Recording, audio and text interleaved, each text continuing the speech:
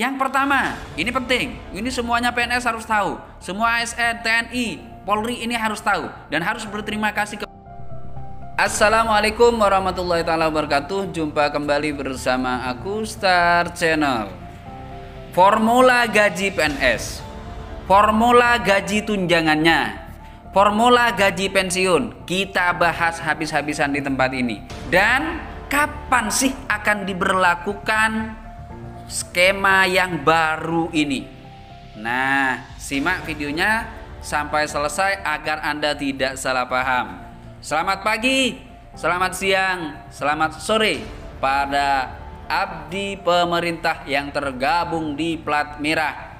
Mudah-mudahan Anda selalu diberikan kesehatan, rezeki yang berlimpah, dan mudah-mudahan juga Anda berkenan untuk like dan subscribe Aku Star Channel. Terima kasih bagi Anda yang sudah bergabung di channel kami. Nah, formula gaji PNS kita ketahui. Kemudian formula gaji tunjangan kita juga sudah paham. Tapi ini akan diperbarui di 2021. Sampai detik ini pun masih juga dalam pembahasan. Kok lama sih Mas? Kok lama banget? Kita sudah nggak sabar loh menunggunya. Nah, kita akan komunikasikan. Kenapa? Karena kenapa bisa terlambat? Kenapa bisa sampai sekarang belum selesai? Apa sulitnya? Nah, kita coba akan jabarkan di sini. Kita ketahui di tahun yang lalu bahwa formula gaji PNS, gaji misalnya golongan 1 ada golongan 1A, 1B, 1C, 1D, dan kemudian golongan 2 juga demikian. Golongan 2A sampai D, golongan 3A sampai 3D, kemudian golongan 4A sampai 4D, dan seterusnya. Kita sudah tahu itu dengan nominal gaji yang sudah kita ketahui bersama. Jadi golongan 1 dari 1 juta ke sekian, golongan 2 dari 1 juta ke sekian, golongan 3 dari 2 juta, golongan 4 dari 4 juta, dan seterusnya. Kemudian dulu kita ketahui bahwa ada beberapa macam tunjangan. Pertama, tunjangan keluarga. Tunjangan keluarga beberapa persen dari penghasilan gaji Anda, baik di golongan 1, 2, 3, 4. Nah, kemudian selain keluarga, suami Anda atau istri Anda, ada tunjangan anak. Tunjangan anak ini kita berikan sampai usia anak 25 tahun. Nah, kemudian selain tunjangan keluarga, yang kedua ada tunjangan pangan. Selain tunjangan pangan, ada tunjangan jabatan. Selain tunjangan jabatan, ada juga tunjangan kinerja. Nah, itu tahun lalu. Kemudian skema yang baru seperti apa? Kita lihat. Untuk formulasi gaji yang baru, saat ini beban gaji kita besar kecilnya diberikan kepada seorang ASN atau PNS baik TNI dan Polri sesuai dengan 1, beban kerja, 2, tanggung jawab, 3, resiko pekerjaan. Lebih simpel kan?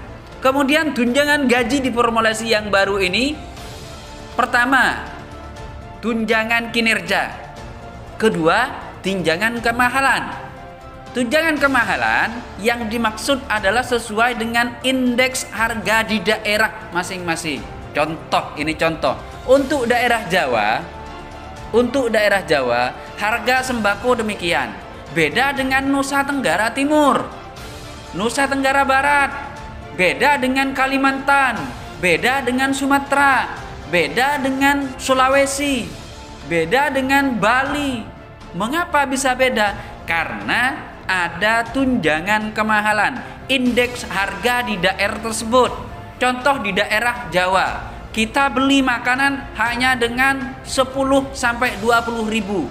Kalau di Kalimantan, kita satu porsinya bisa saja 25 ribu sampai 50 ribu. Di daerah NTB, kita bisanya nanti belinya 30 ribu sampai 60 ribu. Ini yang disebut dengan tunjangan kemahalan. Nah, PNS akan terima itu sesuai dengan lokasi Anda, domisili Anda. Nah, itu yang terpenting. Jadi, formulasi ini juga sampai detik ini masih dalam bahasan. Kenapa Mas kok belum final? Nah, ini yang menjadi pertanyaan. Saya jawab sekarang. Kenapa kok belum final?